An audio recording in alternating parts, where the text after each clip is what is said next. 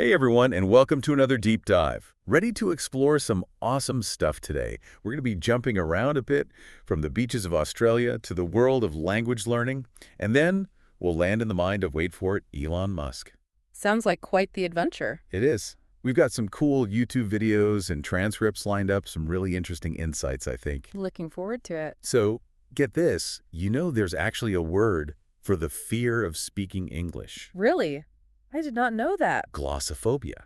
Isn't that wild? Yeah. Don't worry, if you've ever felt that, we've got some tips from experts on how to overcome it. That's helpful. We're also going to hear some really inspiring stories, people just like you, whose lives were totally transformed by learning English, opening up all these amazing career opportunities and experiences they never thought possible. The power of language is pretty incredible. And speaking of incredible, imagine being a kid, like 7 years old, and selling handmade books for candy.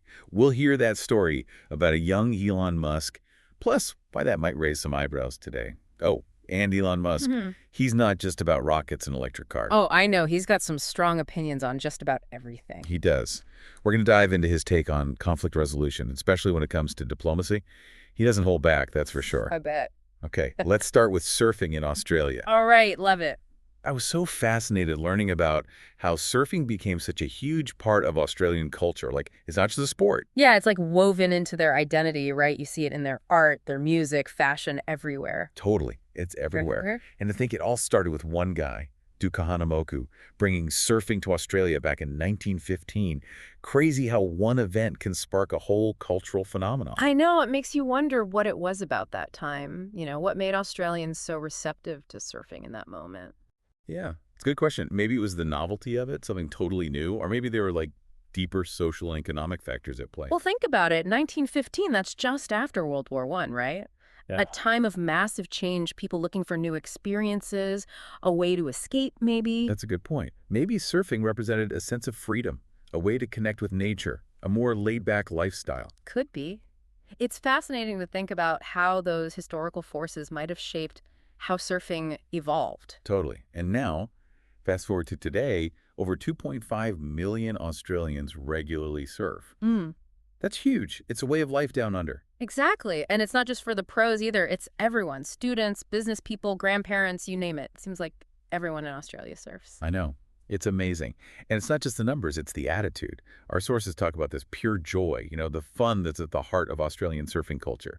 It's not always about competition. It's about connecting with the ocean, having a good time. Yes. I love that quote from the surfer Phil Edwards. The best surfer out there is the one having the most fun. So true. It really captures the spirit of it, right? Yeah. It almost sounds like a form of meditation in a way, being present in the moment, riding the waves. I see what you mean, yeah. There's definitely a sense of mindfulness, of being connected to nature, that's like inherent in surfing. For sure. Of course, we can't talk about surfing in Australia without addressing the elephant in the room. Sharks. Exactly, sharks. Got to be on everyone's mind, right? Of course, it's a legitimate concern, but Australia has done a lot to try and make things safer. Lifeguards, shark alarms, even drones in some areas to keep an eye out. That's reassuring. So for anyone dreaming of surfing in Australia, don't let the fear hold you back. Just be smart, follow the safety guidelines, respect the power of the ocean. Good advice. Okay, let's ride that wave of overcoming fear right into our next topic. Yeah. Learning English. You guys are always looking to expand your horizons, right?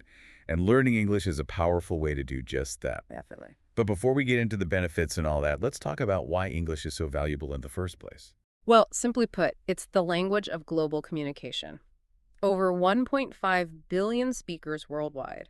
It's the dominant language in business, travel, education, tech, you name it. It's like a universal key that unlocks so many doors, wouldn't you say? Exactly. And the benefits go way beyond just practical stuff. Learning English can broaden your cultural horizons, boost your cognitive skills, connect you with people from all corners of the world. I love that. And speaking of connections, the stories in our sources really highlight that. We've got Maria, who went from being a receptionist at a local hotel to traveling the world for her job, all because she learned English. That's amazing. What about Ahmed? Oh, Ahmed's story is incredible too. He moved from Egypt to Canada and really struggled at first because he didn't speak much English. But he was determined to learn, and through hard work, he not only thrived in his studies, but built a successful career and made lifelong friends. Those are such inspiring stories. It shows you that learning English is about way more than just acquiring a skill. It's about personal growth, transformation. Totally. Yeah. But I know it can feel intimidating, especially for beginners. For sure, especially when you're first starting out. I think one of the biggest hurdles is that fear of speaking, like we talked about earlier, glossophobia. Yeah, that fear can be paralyzing. Yeah. Any advice on how to get past that? To start speaking confidently? Well, I think it's important to remember that everyone makes mistakes. It's part of the process. Nobody expects you to be perfect. Even native speakers make grammar errors sometimes. That's true. So the key is to just embrace the journey, you know? Don't be afraid to try, even if it feels awkward at first. Yeah, I think sometimes we get so caught up in wanting to sound perfect that we forget that language is really about communication. Exactly. It's about connecting, expressing yourself, understanding others. For sure. So practically speaking, where's a good place to start? Our sources had some tips. One thing that stood out was this idea of focusing on effort over intensity. Hmm. Even practicing for just 10, 15 minutes a day consistently can make a big difference over time. It's like anything else, consistency over intensity, right? Yeah. What about tools? Were there any specific resources they recommended? Yeah, a few language learning apps like Duolingo and Babbel were mentioned. They're great if you like a more interactive, self-paced learning style. I love those apps. So convenient. And what about, did they mention anything about podcasts or YouTube channels? Oh, yeah, definitely. Podcasts and YouTube channels for English learners can be super helpful. You get to hear authentic language, real-life conversations. I love podcasts. So easy to listen to while you're doing other things like commuting, exercising, even chores. Multitasking at its best. And for those who enjoy movies and TV shows, watching with subtitles can be a fun way to immerse yourself in the language. That's how I learned Spanish. It's amazing how much you can absorb just by listening and reading along. It really works. But I know it's easy to lose motivation when you're learning something new. Any advice on staying focused? Oh yeah, for sure. It's Yeah. tough sometimes. Well, I think setting realistic goals is key, and then celebrating those small victories along the way. Instead of aiming for fluency right away, maybe focus on smaller things like learning a certain number of new words each week or being able to hold a basic conversation about your hobbies. I like that, breaking it down into smaller steps. Exactly. Makes it feel less overwhelming. And that actually reminds me of someone who's all about setting ambitious goals and achieving incredible things. Elon Musk. Yeah. Always fascinated by his unique perspective, even if it can be a little out there sometimes. Oh, absolutely. Elon Musk is definitely known for his bold vision and thinking outside the box. For sure. And while we know him for Tesla and SpaceX, he's got some really interesting thoughts on other topics too, like complacency and conflict resolution. Yeah, he doesn't shy away from those big issues. He doesn't. Our sources highlight this quote from him, where he talks about the dangers of complacency, especially when it comes to things like sustainability and climate change. He basically said, and I'm paraphrasing here, as long as we stay motivated, as long as we have that sense of urgency about moving towards a sustainable energy economy, we'll be okay. That's a powerful message. It is. And it's not just theoretical for him either, right? Think about the early days of Tesla when electric cars were seen as this niche thing. He had to fight against that complacency in the market. He did. He had to challenge the status quo and push for innovation. Makes you think about what other areas we might be too complacent in, what other things need disrupting. That's a good point. It really challenges us to think differently. And speaking of challenging things, Elon Musk also had some interesting things to say about conflict resolution, specifically the Israel-Palestine situation. Oh, yeah, that's a complex one. It is. And before we dive in, I just want to be clear that we're not here to take sides or endorse any particular viewpoint. We're just exploring his perspective on this sensitive issue. Of course, just trying to understand his take on it. Exactly. And he uses the word contentious to describe this issue, highlighting just how difficult it is to find a resolution. It's a good word for it, contentious. Yeah. What struck me was how direct his language is. It's a stark contrast to the careful wording you usually hear from politicians and diplomats. It is. It's like he's saying, let's cut the crap and be honest about the challenges and try to find some real solutions. Yeah, it's a refreshing approach, but it can also be risky, right? That kind of bluntness could backfire in diplomacy, where nuance is often key. It's a valid point. Finding that balance between honesty and diplomacy is tough. For sure. Okay, enough with the serious stuff for a minute. Let's lighten things up. Remember that story about Elon Musk's childhood we talked about earlier? The one about selling handmade books for candy? Oh, yeah. I love that story. It's so funny and kind of nostalgic. Right. It takes you back. A 7-year-old making and selling his own books, and then using the money to buy candy from a guy who sold sweets outside the school fence. That's the best part.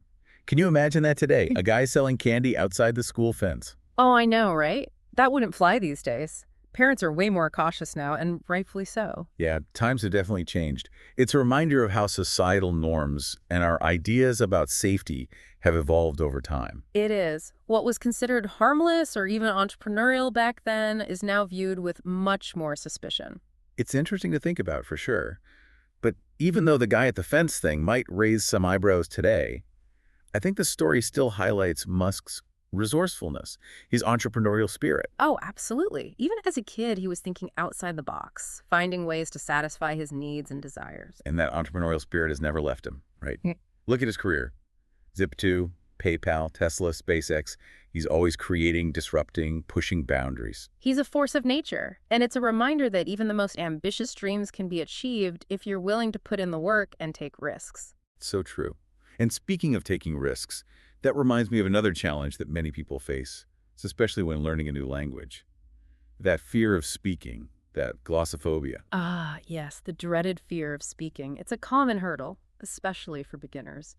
The fear of making mistakes, of sounding silly, can be so paralyzing. I know, I've been there. I remember when I was learning Spanish, I'd hesitate to speak, so worried about messing up. It's totally natural to feel that way, but I think what's important to remember is that making mistakes is actually a crucial part of learning.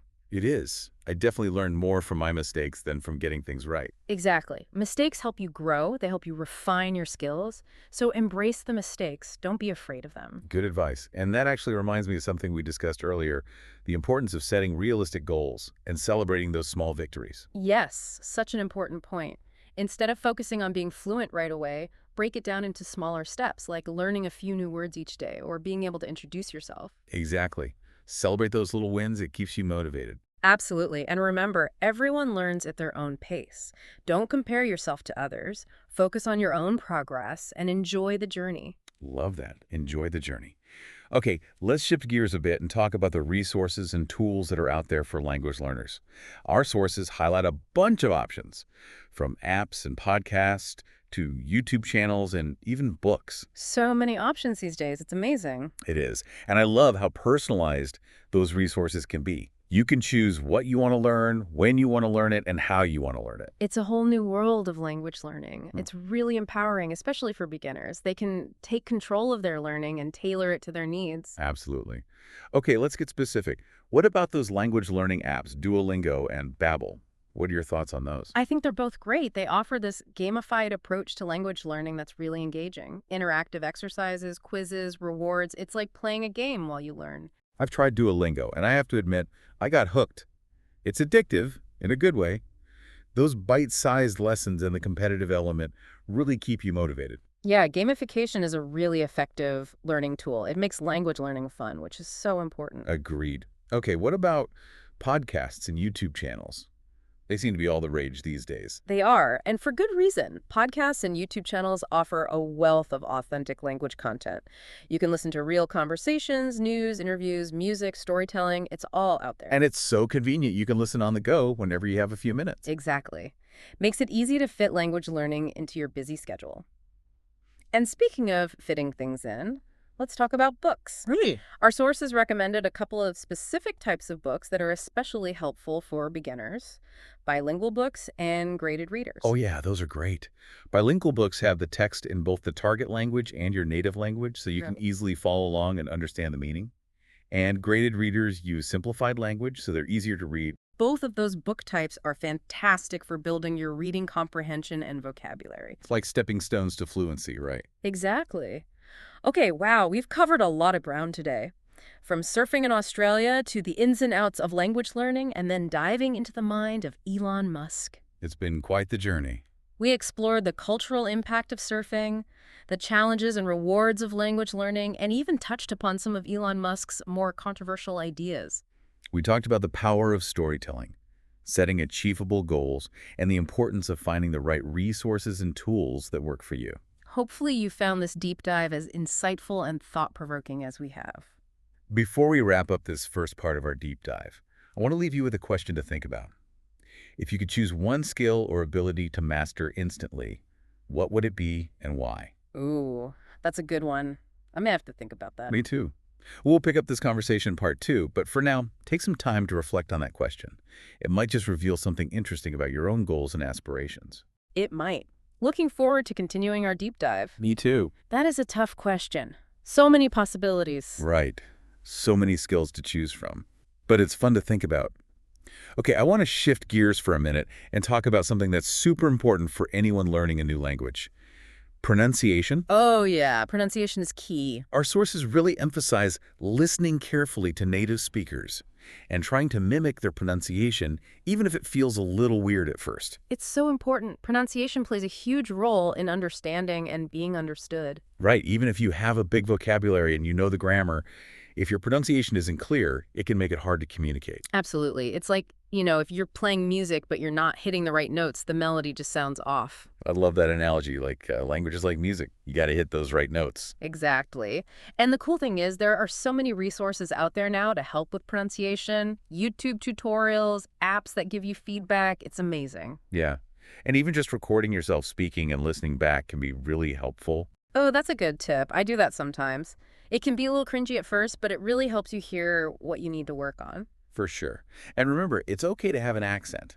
The goal is to be clear and understandable. Totally. Embrace your accent. Okay, before we move on, I want to circle back to something we touched on earlier. Storytelling. Ooh, I love a good story. Me too. And our sources highlight this awesome story about, you guessed it, Elon Musk when he was a kid. And not the candy one again? Yes, the candy one. It's just such a good story. It really shows his entrepreneurial spirit, even at such a young age. 7 years old, making and selling his own books, and then using the profits to buy candy. It's classic. It is. It's just amazing. Yeah. And it really speaks to the power of those early experiences, how they can shape our passions later in life. Yeah, those early experiences can really plant the seeds for what we become passionate about as adults. Absolutely. And it's also a testament to the power of creativity, of finding solutions, something that Elon Musk has clearly mastered. Oh, for sure. He's not afraid to think outside the box, to challenge the status quo. Speaking of which, remember that conversation he had about the Israel-Palestine situation? Oh, yeah, the one that caused all the controversy. That's the one. Some people loved his honesty, others thought he was way too blunt, oversimplifying things. It was definitely a polarizing conversation. I think what makes it so interesting is that he doesn't shy away from acknowledging how difficult that situation is. He calls it contentious, which is, well, accurate. Contentious is a good word for it. And I think what people react to is his directness. He cuts through all the diplomatic jargon and just lays it out there. It's true. It's like he's saying, let's stop pretending this is easy and be honest about the challenges we're facing. Exactly. And some people appreciate that while others find it off-putting. It's a matter of style, I guess, but it definitely gets people thinking. It does. Okay, let's switch gears back to language learning. We've talked about resources, tools, but there's one thing we haven't really explored. Finding a learning method that works for you, that fits your learning style. That's a really good point. Everyone learns differently. Exactly. Some people thrive in a classroom setting, others prefer to learn independently at their own pace. It's all about finding what works for you. I'm definitely more of a self-directed learner. I love the flexibility of online resources, being able to choose what I want to learn, when I want to learn it. Yeah, it's all about finding what resonates with you, what keeps you engaged and motivated. And sometimes that means experimenting with different methods until you find the one that clicks. So true. It's like trying on different shoes until you find the perfect fit. And speaking of perfect fits, let's go back to Elon Musk for a sec. One thing that's always struck me about him is his ability to connect seemingly unrelated ideas and fields. Oh, he's definitely a big picture thinker. He is. He's not just a tech entrepreneur. He's also a visionary, thinking about space exploration, sustainable energy, even the future of humanity. He sees the connections, the possibilities in ways that most people don't. And that's what makes him so fascinating, right? He's not afraid to challenge conventions, to explore new territory. He's a boundary pusher, that's for sure.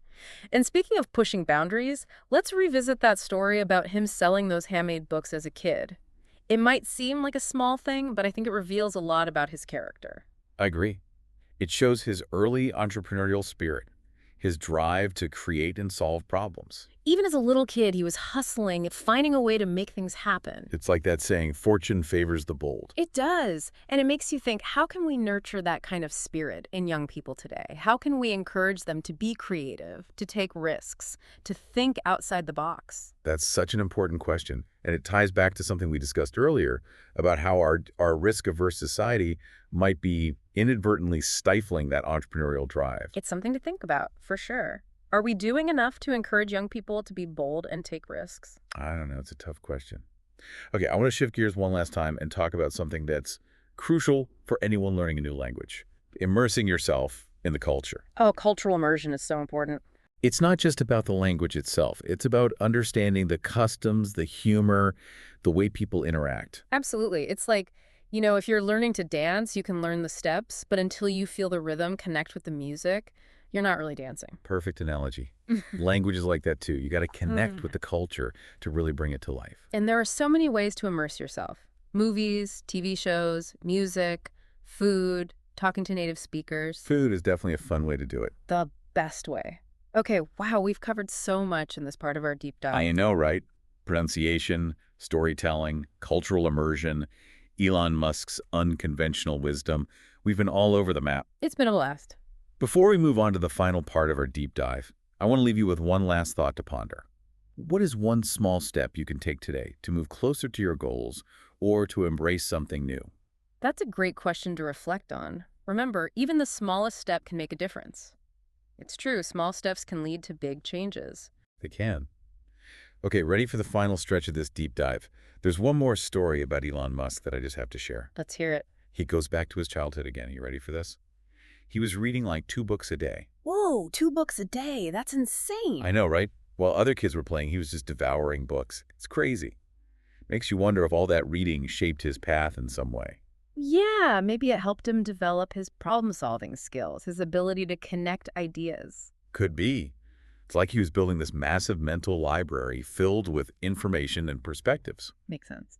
And speaking of libraries, our sources also mention his love of science fiction, especially Isaac Asimov's Foundation series. Oh, the Foundation series. That's a classic. I know, it explores some pretty deep themes: the fall of empires, the rise of new civilizations, the role of technology in shaping our future. Heavy stuff. It makes you wonder if those stories sparked his own ambitions, to push the boundaries of technology and create something truly innovative. It's definitely possible. Science fiction often inspires real-world innovation. It challenges us to imagine what's possible, to strive for a better future. And Elon Musk is definitely doing that, pushing those boundaries. Electric cars, reusable rockets, even brain-computer interfaces. He's not afraid to tackle the big challenges. He's not. And that determination, that willingness to dream big and take risks, that's what makes him so inspiring. He's a reminder that failure is just part of the process. It's not the end. It's a stepping stone, right? You learn from it and move forward. Exactly. Okay, I want to bring this back to all of you for a minute. Whether you're learning a new language or mastering a new skill, remember what our sources said. Set realistic goals. Break those big goals down into smaller steps. Such great advice. It's so easy to feel overwhelmed when you're facing a big challenge, but if you break it down, it becomes much more manageable. It's like climbing a mountain. You focus on one step at a time. Perfect analogy. And don't forget to celebrate those small victories along the way. It's so important to acknowledge your progress, to stay motivated. And speaking of motivation, I think one of the best things you can do is surround yourself with people who support you, who challenge you to grow. So true. Having a network of people who believe in you, who cheer you on, it makes a huge difference. It's like having your own personal cheer squad. Okay, folks, it's time to wrap up this deep dive. We've explored so much, from surfing in Australia to the power of language learning to the mind-blowing world of Elon Musk. It's been a wild ride. It has. But before we go, I want to remind you of that question we asked earlier. What is one small step you can take today to move closer to your goals or embrace something new? Don't let that question fade away. Hold on to it. Let it inspire you. Let it spark your curiosity, ignite your passion. And remember, learning should be fun. It's an adventure, a chance to explore, to grow, to connect with the world in new ways. So keep exploring, keep learning, and keep those brainwaves flowing. Until next time, happy learning, everyone.